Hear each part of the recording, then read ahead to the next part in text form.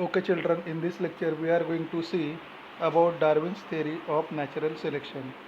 Charles Darwin had collected innumerable specimens of plants and animals, and depending upon the observation of those specimens, he published the theory of natural selection, which preaches the survival of the fittest.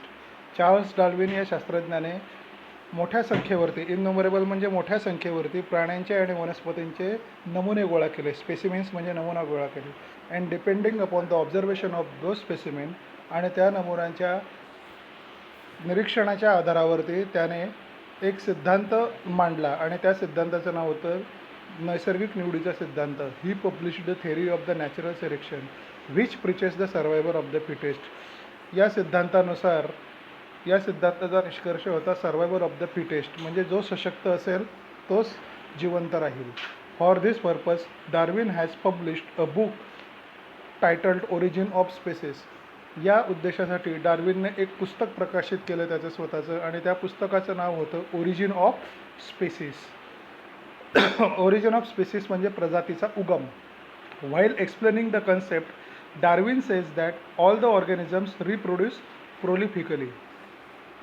कोणता concept of natural selection. Okay, so while explaining the concept Darwin says that all the organisms reproduce prolifically, म्हणजे सर्व सजीव हे त्यांच्या कुवतीप्रमाणे मोठ्या प्रमाणावरती प्रजनन करत असतात. All the organisms compete with each other in life threatening manner. सर्व सजीव हे परस्परांची जीवघेणी स्पर्धा करीत असतात. लाईफ थ्रेटनिंग मॅनर म्हणजे जीवघेण्या प्रकारात स्पर्धा सर्व सजीव एकमेकांची परस्परांशी करत असतात. In this competition, only those organisms sustains which show the modifications essential for winning the competition.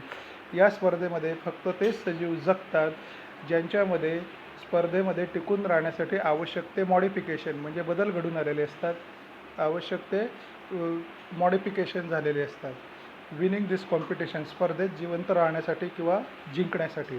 However beside this the natural selection also plays important role because nature selects only those organisms which are fit to survive and the rest are perish. पण यामागे निसर्ग फक्त तेच सजीवांची काय करतो, selection म्हणजे निवड करतो की दोज आर फिट म्हणजे जे सशक्त आहेत तेच फक्त जगतील, सर्वाईव्ह होणे म्हणजे जगणे, अँड रेस्ट आर पेरिश, आणि बाकीच्या सजीवांचा जे फिट नाहीत ते काय होतील, त्यांचा विनाश होईल. Okay.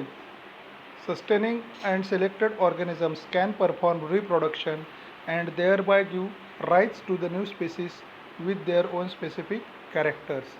Sustaining and selected organisms, those organisms which are sustained in the competition and selected by the organisms, they can perform a reproduction and thereby give rise to the new species with their own specific characters. म्हणजे जे सजीव जगलेले आहेत, ज्यांनी स्पर्धेमध्ये ते जे जिंकलेले आहेत ते रिप्रोडक्शन करतात म्हणजे प्रजनन करतात, आणि प्रजातीद्वारे आणि प्रजननाद्वारे ते स्वतःच्या प्रजातीमधील प्राण्यांची संख्या वाढवतात, आणि त्यांच्यामध्ये स्वतःचे असे काही विशिष्ट गुणधर्म असतात with their own characters. Darwin's theory of natural selection has widely accepted for long duration. Darwin's theory जी आहे नॅचरल सिलेक्शनची ती पूर्ण जगामध्ये दीर्घकालाकरता मान्य झाली. However some objections were raised against this theory, पण काही त्याच्यामध्ये हरकती घेतल्या गेल्या या सिद्धांताविरोधात. Some of this main objection are, आणि त्याच्यातले काही मेन ऑब्जेक्शन बघूया आपण. Natural selection is not the only factor responsible for the evolution, म्हणजे उत्क्रांतीसाठी नैसर्गिक निवडीचा सिद्धांत हा फक्त जबाबदार नाही. Darwin did not mention any explanation about useful and useless modification, म्हणजे जे बदल घडून येतात किंवा जे मॉडिफिकेशन घडून येतात, बरोबर आहे की नाही, सजीवांमध्ये ते उपयोगी आहेत किंवा निरुपयोगी आहेत याबद्दल डार्विनने कोणतेही स्पष्टीकरण केलेले नाही. There is no explanation about slow changes and abrupt changes, म्हणजे संथ गतीने होणारे बदल आणि जलद गतीने होणारे बदल. स्लो चेंजेस म्हणजे संथ गतीने होणारे बदल, आणि ॲब्रप्ट चेंजेस म्हणजे जलद गतीने होणारे बदल. याबद्दल कोणतंही एक्सप्लेनेशन डार्विनने दिलेलं नाही. Irrespective all these objections Darwin's work on evolution has been milestone. आणि एवढे सर्व हरकती असतानाही डार्विनचा उत्क्रांतीचा सिद्धांत जो आहे तो सर्वांसाठी काय ठरला, पुढील अनेक पिढ्यांसाठी तो आदर्श ठरला. Okay. the English biologist, proposed the theory of evolution. He showed that all our species of living organisms have been gradually evolved over the period of thousands of years from the common ancestors. बरोबर. त्याने काय सांगितलं की सर्व सजीव जे आहे ते एकाच पूर्वजापासून त्यांची निर्मिती झालेली आहे आणि उत्क्रांतीच्या कालावधीमध्ये ही निर्मिती झालेली आहे. हजारो वर्षापासून उत्क्रांती होत आहे. He propose that the principle of natural selection is responsible for this evolution. त्याने काय सांगितलं, उत्क्रांतीसाठी निसर्गाचा नैसर्गिक निवडाचा सिद्धांत हाच काय आहे, जबाबदार आहे. म्हणजे त्याच्यामुळेच नैसर्गिक निवडीच्या सिद्धांतामुळेच इव्होल्युशन घडून येत असतं. पुढचं आहे लेमार्किझम. बघा, gene Baptist Lamarck propose that the morphology. Now see here, this is the another scientist Lamarck. He also proposed a theory. Now what his theory says, let us study here. Jean-Baptiste Lamarck proposed the morphological changes occurring in the living organisms are responsible for evolution, and the reason behind these morphological changes is activeness or laziness of that organisms. Okay. He called this concept as principle of use or disuse of organs. Gene Baptist Lamarck या शास्त्रज्ञाने काय सांगितलं, morphological character म्हणजे काय, आपल्या शरीराची जी रचना आहे त्या रचनेप्रमाणे उत्क्रांती झाली, बरोबर, त्या अवयवांप्रमाणे. आता उदाहरणार्थ त्याने काय सांगितलं की जिराफाची मान उंच का आहे, कारण तो झाडाची पानं खाण्यासाठी सारखा मान उंच करत होता. ती मान उंच करून करून त्याची मान उंच झाली, असं लेमार्कने सांगितलं, बरोबर. आपण ते उदाहरण खाली बघणार आहोत. We will see that example. आणि जे अवयव आपण वापरतच नाहीत, जे the organs which we are not using, okay, that becomes inactive. So this is the principle of evolution that was proposed by Lamarck. Okay. So morphological reason behind those morphological changes is activeness or laziness of that organism. म्हणजे ते जे morphological changes होतात, म्हणजे त्याच्या बॉडीमध्ये जे changes होतात, बरोबर, ते कशामुळे होतात, ॲक्टिव्हिटीज, म्हणजे तो ज्या क्रिया करतो त्यामुळे, किंवा तो ज्या क्रिया करत नाहीत, लेझीनेस, आळशीपणा म्हणतो आपण, त्या सजीवाच्या आळशीपणामुळे किंवा क्रियाशीलतेमुळे त्याच्या शरीरात बदल घडून येत असतात, आणि हे बदल इव्हॉल्युशनला रिस्पॉन्सिबल म्हणजे कारणीभूत ठरतात. This changes are responsible for evolution. But we will see the detailed theory. Further, he said that neck of giraffe has become too long. Now see this. Neck of giraffe has become too long due to browsing on leaves of tall plants by extending their neck by several generations. म्हणजे giraffe काय करत होता की सारखे त्याची मान वरती उंच करत होता झाडाची पानं खाण्यासाठी, म्हणून ते मान वरती उंच करून करून करून करून त्याची मान वाढली. सिमिलरली त्याच्या मानेची उंची वाढली. Similarly shoulders of the iron smith have become very strong due to the frequent hammering moments. Iron smith म्हणजे लोहाराचे खांदे मजबूत का झाले, कारण लोखंडावर सारखं त्याने भाता चालवून लोखंडावर हॅमरिंग म्हणजे हातोडा मारल्याने आयर्न स्मिथ म्हणजे लोहाराचे खांदे मजबूत झाले. Wings of birds are like ostrich and emu have become weak due to no use. Ostrich आणि एमू हे दोन पक्षी आहेत, बरोबर आहे. त्या पक्ष्यांचे पंख वीक म्हणजे त्या पंखांमध्ये बळ का नाही राहिलं, कारण ते त्या पंखांचा उपयोगच करत नाहीत जास्त. Legs of birds like swan and ducks have become useful for swimming. Okay. Legs of birds like swan and duck have become useful for swimming due to living in water, and snakes have lost their legs by modifications. म्हणजे जे काही प्राण्यांचे जे पाय आहेत, स्वॅन and duck म्हणजे काय, बदक, they have become useful for swimming. ते कशामुळेसाठी उपयुक्त ठरले, स्विमिंग म्हणजे पोहण्यासाठी. अँड स्नेक्स म्हणजे काय, साप. Snakes have lost their legs by modification. आणि काय झालं, सापांच्या शरीरात बदल झाल्यामुळे त्यांचे पाय लोप पावले. In their body by burrowing habit. आता सापांचे पाय का लोप पावले, कारण त्यांना सारखं बोरोईंग म्हणजे खोदणे, सापांना सारखी खोदण्याची हॅबिट होती. त्या खोदण्याच्या हॅबिटमुळे त्यांचे पाय लोप पावले सापांचे, असं लॅमार्कने सांगितलं. Snakes have lost their legs by modification in their body for borrowing habit. As all these examples are type of acquired characters and are transferred from one generation to another generation, हे जे सर्व उदाहरणं आहेत ते सर्व उदाहरणं हे प्राप्त acquired characters, these are all examples are type of acquired characters, म्हणजे प्राप्त गुणधर्मांचे हे सर्व उदाहरणं आहेत. And are transfer from one generation to another generation, आणि ते एका पिढीकडून दुसऱ्या पिढीकडे काय होतात, ट्रान्सफर होतात, म्हणजे हस्तांतरित होतात. This is called as theory of inheritance and of acquire characters or Lamarckism. याला म्हणतात लॅमार्किझम, लॅमार्कचा सिद्धांत, और थेअरी ऑफ इनहेरिटन्स किंवा अनुवंशिकतेचा सिद्धांत. कशा संदर्भात? ऑफ ॲक्वायर कॅरेक्टर्स, म्हणजे प्राप्त गुणधर्मानुसार अनुवंशिकतेचा सिद्धांत किंवा लॅमार्कवाद असं या थेअरीला म्हणतात. ओके, इथे त्यांनी चित्र दिले बघा. जिराफाची मान, झाडाची पानं तोडताना उंच करत असताना ती मानेच्या लांबी वाढली. बरोबर. लोहाराचा भाता, बरोबर, तो भाता चालवून सारखा हॅमरिंग, हातोडा चालवणारे लोहाराचे खांदे काय झाले, मजबूत झाले. सापांना खोदायची हॅबिट होती, म्हणून ते खोदण्याच्या हॅबिटमुळे त्यांचे पाय काय झाले, लोप पावले. डक म्हणजे बदक आणि स्वॅनसारखे पक्षी, त्यांचे जे पाय आहेत ते पोहण्यासाठी युजफुल झाले. अशा अनेक प्रकारची उदाहरणं लॅमार्कने दिलेली आहेत, आणि याला principle of use or disuse of organ असं म्हणतात. म्हणजे जेवढा आपण तो ऑर्गन यूज करू तेवढा त्याच्यामध्ये मॉडिफिकेशन होतात, आणि जर तो यूज नाही केला ऑर्गन तर तो ऑर्गन काय होतो, लोप पावतो, म्हणजे पेरिश होतो, असं लॅमार्कने सांगितलं. So this was called as principle of use or disuse. So Jean-Baptiste Lamarck, 1744 to 1829, Lamarck proposed that activities of organisms are responsible for their evolution. त्याने काय सांगितलं, सजीवांच्या ज्या क्रिया असतात त्याच क्रिया उत्क्रांतीसाठी काय असतात, आवश्यक असतात. This French naturalist propose that each animal or plant undergo some changes in its life span and those changes are transfer to the next generation and such changes occur in the next subsequent generation to.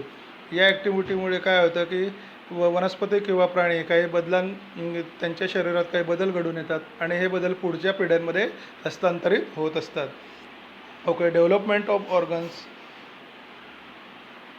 Okay, now this is the reason why Lamarck's theory was disapproved. It also comes in the paper.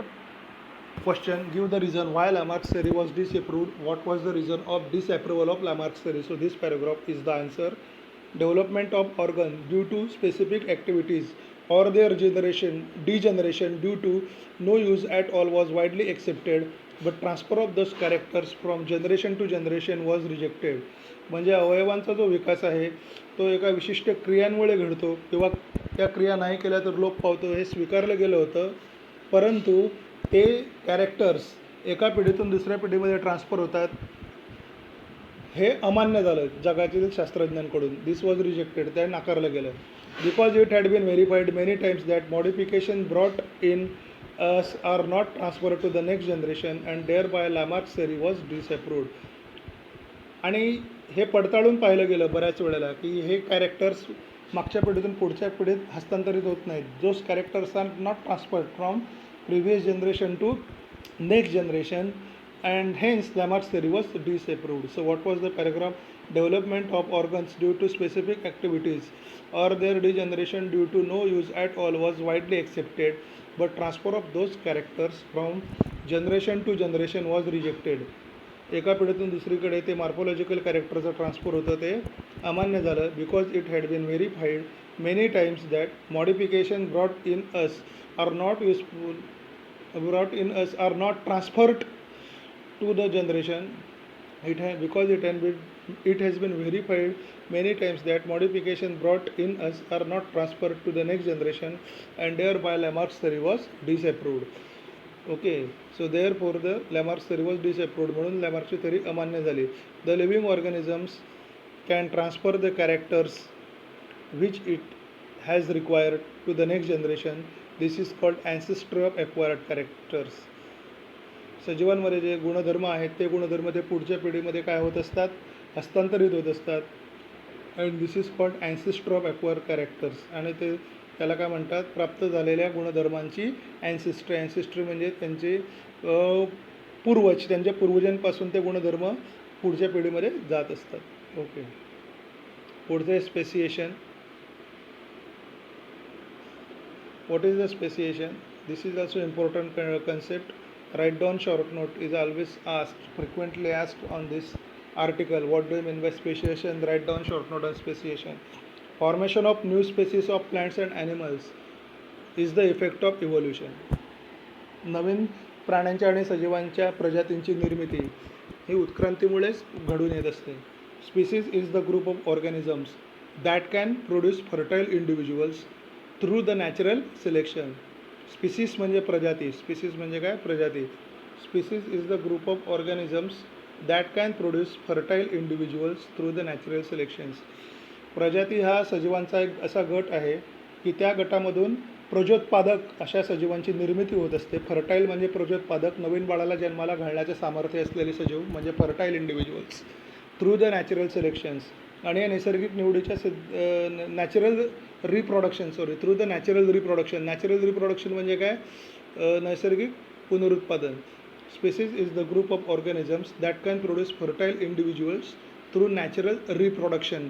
म्हणजे प्रजाती ह्या सजीवांचा असा गट आहे की जे नैसर्गिक प्रजननातून नवीन अशा प्रजननशील सजीवांची निर्मिती करतात. फर्टाईल म्हणजे प्रजननशील सजीवांची निर्मिती करतात. म्हणजे ते असे बाळं जन्माला घालतात की ते बाळंसुद्धा पुढे भविष्यात जाऊन नवीन बाळाला जन्म देऊ शकतील. त्याला फर्टाईल इंडिव्हिज्युअल्स म्हणतात. Each species grows in a specific geographical condition. प्रत्येक प्रजाती जी आहे ती एका विशिष्ट अशा भौगोलिक परिस्थितीमध्ये वाढत असते, तिची वाढ होत असते. Their food, habitat, reproductive ability and period is different. त्यांचं अन्न, हॅबिटॅट म्हणजे अधिवास म्हणजे ते कुठे राहतात ते, रिप्रोडक्टिव्ह ॲबिलिटी म्हणजे प्रजनन करण्याची क्षमता, अँड पिरियड आणि त्यांचा कालावधी हा वेगळा असतो. प्रत्येक प्रजातीसाठी तो वेगळा असतो. However genetic variation is responsible for formation of new species from earlier one. परंतु जेनेटिक व्हेरिएशन म्हणजे जीन्समध्ये जे चेंजेस होत असतात, बरोबर आहे की नाही? जेनेटिक व्हेरिएशन, बरोबर. Genetic variation is responsible for formation of new species from earlier one. म्हणजे मागच्या पिढीकडून पुढची पिढी जी जन्माला येते त्या पिढीमध्ये काही वेगळे बदल घडून येतात. ते वेगळे बदल जेनेटिक व्हेरिएशन्स म्हणजे जीन्समध्ये जे व्हेरिएशन होतात त्यांच्यामध्ये ते घडून येत असतात. नवीन प्रजाती. Besides geographical and reproductive changes are also responsible. बरोबर.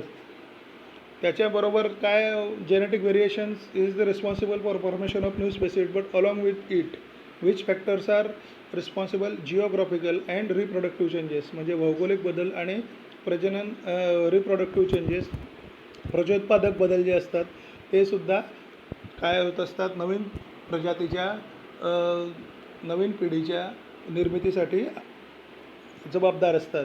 Similarly geographical and reproductive isolation also leads to speciation. त्याच पद्धतीने भौगोलिक आणि प्रजननशील आयसोलेशन म्हणजे काय? वेगळेपणा हा सुद्धा काय होतो? स्पेसिएशनला काय ठरतो? जबाबदार ठरतो. So this is the speciation. Formation of new species of plants and animal is the effect of evolution. Species is the group of organisms that can produce fertile individuals through natural reproduction. Each species grows in a specific geographical condition. Their food, habitat, reproductive ability and period is different. However, genetic variation is responsible for the formation of new species from earlier one. Earlier one म्हणजे मातापित्यांकडून नवीन जेव्हा पिढीची निर्मिती होते त्याला formation of new species from earlier one म्हणतात. It is due to the genetic variation. Besides geographical and reproductive changes are also responsible. Similarly geographical and reproductive isolation also leads the speciation. So here we have studied Darwin's theory of natural selection, Lamarckism, reason of disapproval of Lamarck's theory, and speciation. So this much concept we have studied in this lecture. From next lecture we will study human evolution. Thank you.